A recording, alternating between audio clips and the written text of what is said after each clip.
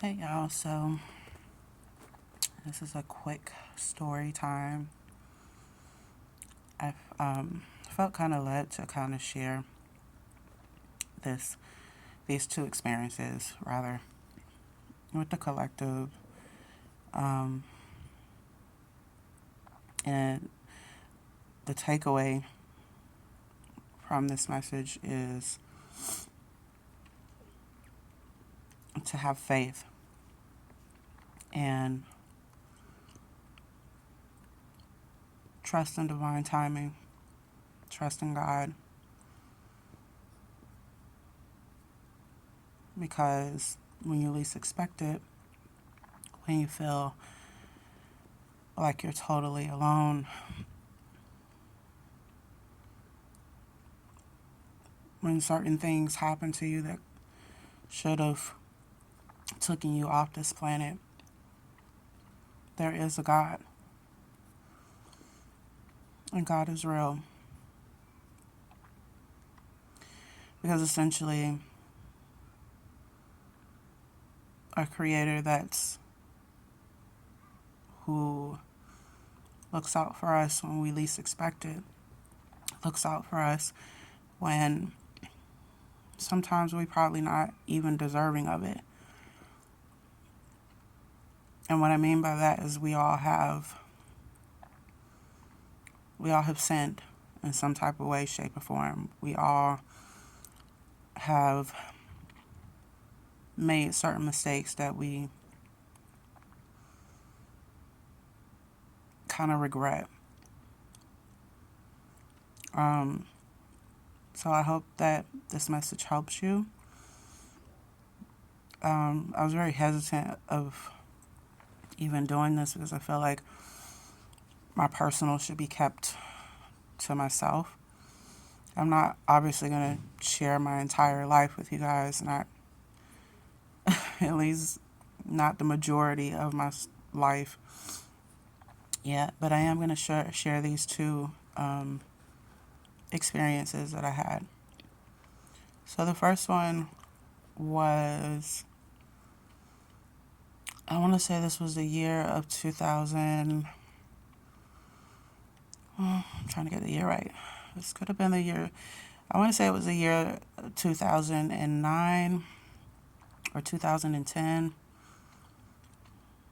It was either between 2010 or 2013. I would say 2013. So between the year of 2000, I don't know. Oh God, bear with me, guys. Because this happened so many years ago, but I distinctly remember it like it was yesterday, like in terms of what happened. So 2012, yeah, that was a year, but it was the end of 2012. Anyway, um, I think it was October of 2012, or it could have been like September, one of those. Um, I was in a situation where I was working, and at the time I had my two sons. And at the time where I was working, unbeknownst to me, I ended up with what's called gallstones. If you've ever had them, hopefully none of you have ever had them, but if you have ever experienced that, then you know that um, that type of health problem is like excruciating pain. It's not fun at all, especially if they go toxic. Um, like the condition of them, just it really all depends on where you are with the gallstones, and if they can be removed in time, etc. So anyway, um, I started getting these like pains in my stomach and not understanding where they were coming from. And then one evening I was rushed to, I think, Health Central. I was rushed to the ER, and I remember around that time I had no health insurance. And this is where I'm going to tell you guys God stepped in.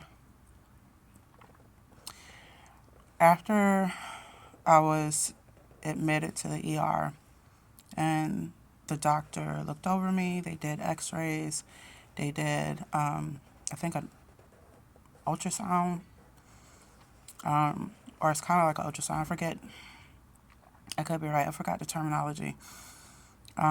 They use like this machine, and they use like the machine on your stomach, or I guess whatever they're trying to see in your stomach. It could be an ultrasound, but I, I think ultrasounds are for pregnancy. It's been a long day. Just follow me. After they did all these tests to try to figure out what was wrong with me, the doctor comes in and he's like, "Look, um, you have gallstones." Um, then I think they also had me do a P test, to just like to check to see if I was pregnant. And not only did I have gallstones, but they found out that I was, I think, 5 weeks pregnant, something like that. And anyway, he, black dude, I remember his face very vividly. He was explaining to me where the gallstones were located. They were located next to my kidneys. And from what he said in terms of the condition of them, he was basically saying that um, the condition of my gallstones were pretty much turning toxic, and they had to do an emergency surgery to remove my gallbladder. And as he's telling me all of this, and then I'm finding out that I'm pregnant, the whole time I'm thinking in my head, like, fuck, I don't have any insurance. Like, how am I going to get this done? And then I guess the first thing, too, was in my mind before I even thought that was like, damn, okay, now I got a third baby on the way. After he told me that I had the gallstones and I was pregnant, he also told me, he said, look, um, it's not something that's rare that we get patients like this with these issues that, have gallstones. I've seen it all the time, XYZ. But not that often do we have patients with gallstones that are pregnant. And if we do, it's like on a rare occasion. Anyway, he was telling me that before they could do the surgery, I could not be pregnant and they do the surgery. He was telling me that I had two choices. Either one, do the surgery, but get an abortion before the surgery, or two, stand the risk of complications if I decided to have the pregnancy full term. I would be considered high risk due to the gallstones. Um, but then the other complication would set in at labor and delivery, that as the baby grows, as my uterus grows and everything expands, especially if you've ever been pregnant, you guys know, women, how pregnancy goes. If you've ever been pregnant, once it starts growing and it's time to deliver, there could be a situation where either you or the baby may die. In so many words. He had so many different terminologies that he was saying, but that's what I got from it because of how he was explaining everything. And he was like, well, let me give you a few moments to think this over. And he said, before he left the room, he said, I want to be very honest with you because I don't like the condition of how the gallstones are in your stomach. If I send you home in this condition and you have this baby full term, that's if you even make it full term with the baby, there's a good chance you could die. Like, he didn't even say it any other way than that. And so he left the room, and I just remember crying. I remember crying. So much so that I could not stop crying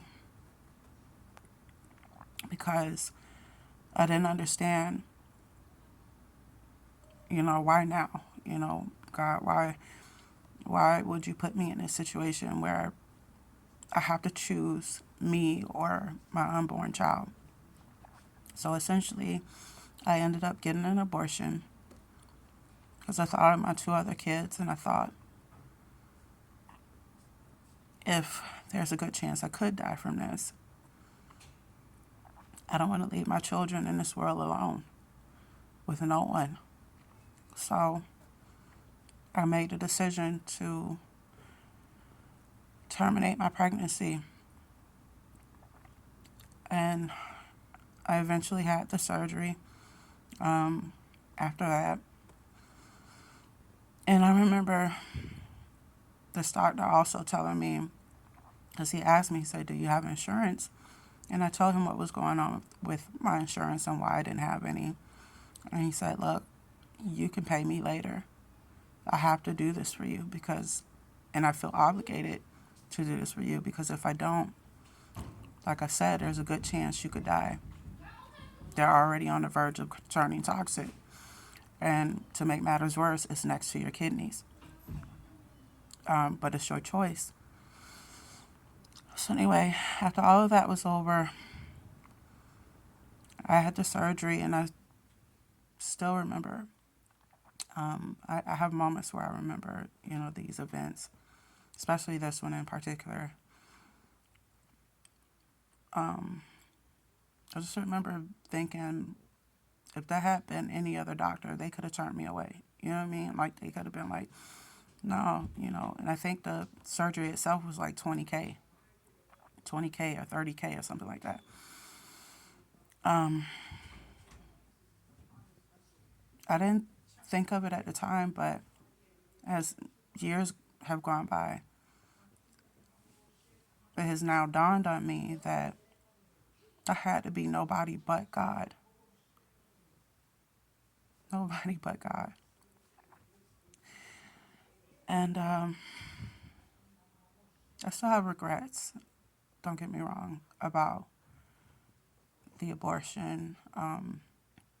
It's a very bittersweet emotion. It's something that I do think about all the time.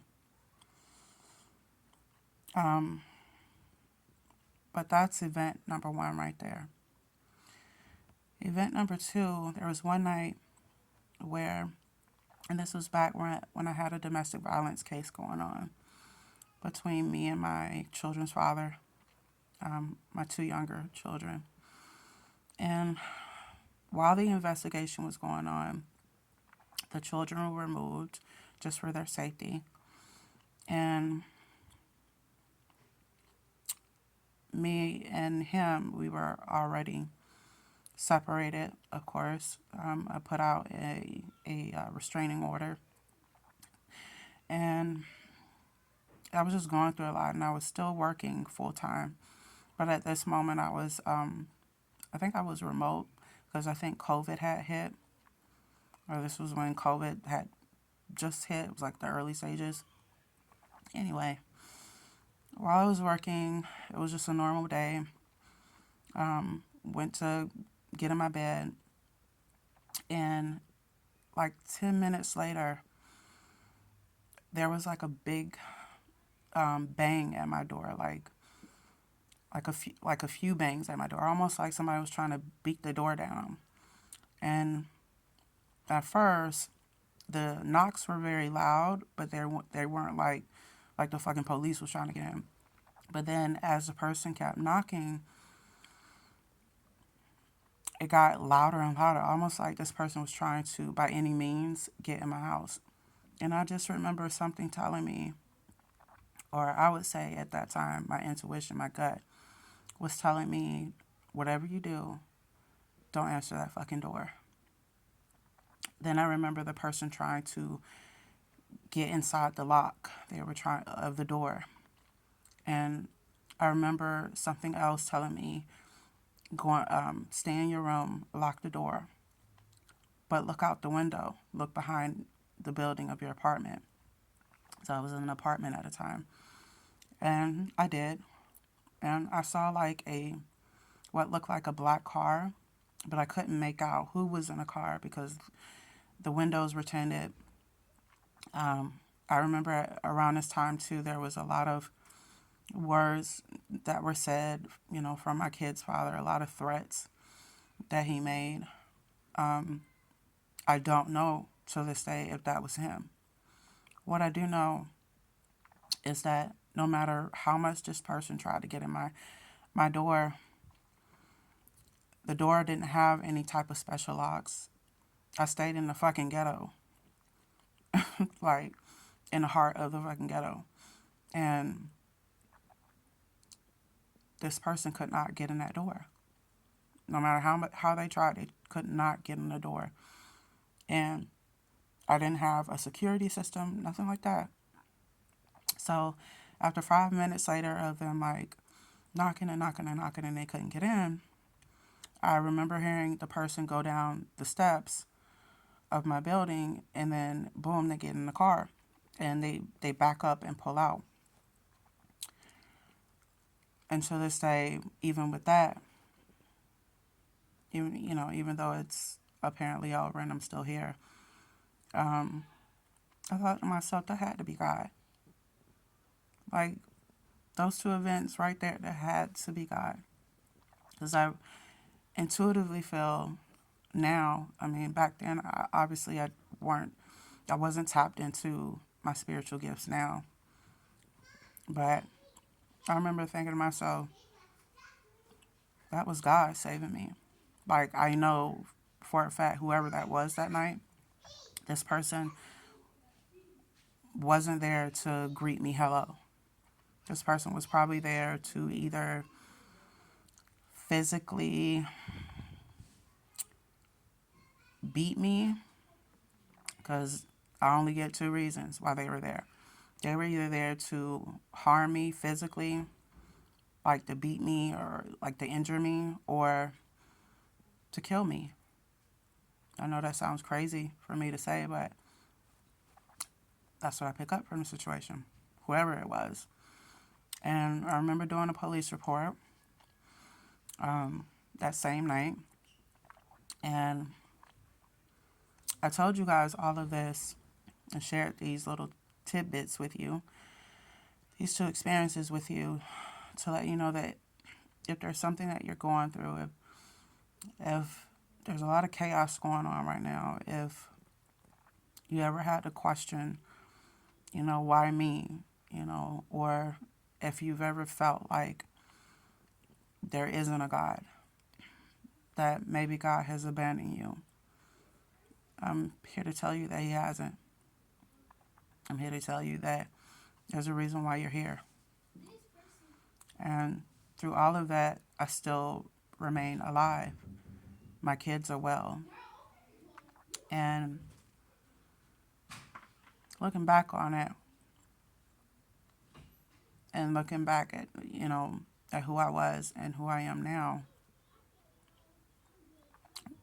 the way my mind works versus how it was then, I'm not only super proud of myself, but I am more connected to God than I've ever been. A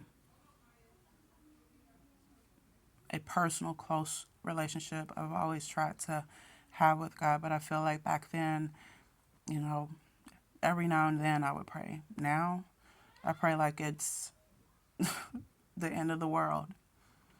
I pray in the morning, I pray at night, Prayer is like my go-to every day, all day. Other than praying over our food, of course, but, you know, heavy, heavy, heavy on the prayer. But yeah, I just wanted to share that with you guys. And I wanted to share that to let you know that God is real, period. And you are blessed to be here. No matter what your situation is, no matter what you're facing right now, no matter how many odds are against you, no matter what has happened to you that was supposed to take you out but didn't, that was because God stepped in your favor and protected you. Nothing that we experience is based off of coincidence. I'm a firm believer in that. The people we meet is not off of coincidence. I don't care if you have a 5-minute conversation with that person. You were meant to have that conversation with that person. That's an example, but you get you get my gist. So anyway, that's my little personal story time. And like I said, I hope that you guys take the message from me explaining my parts of my story. I hope that the takeaway that you get from this is to never lose faith in God. And what you feel, what odds you may feel is against you, they're not. And it's not happening to you, it's happening for you. Because, baby, when I tell you what I just gave y'all was like sprinkles, it was sprinkles. I probably could write a book about my story. I don't know if I even want to. I don't know if it's the appropriate time to yet. But there's other parts of my story I will share with you guys eventually. But don't lose faith. You know, it's easier said than done. But there is a God. All you got to do is call to God and have an open heart. Cry to God if you need to. But be serious. Be pure in your heart. Have pure energy when you go to God. And just tell Him what's going on with you. Express your emotions to Him. Prayer is very powerful. Prayer is a frequency that we send to the divine, that we send to Jesus. And it's more powerful than you think. It's very deep as to why I say it's powerful, but we'll be here all night. But anyway, I hope you guys got something from this. I hope that this inspires you in some type of way. And I will catch you guys later. Oh, also, make sure you check out the collective reading that I uploaded today. I think I uploaded it this morning. I was up early, extra fucking early. And yeah, you guys stay blessed and protect your energy. And I will catch you guys on the next one. Bye.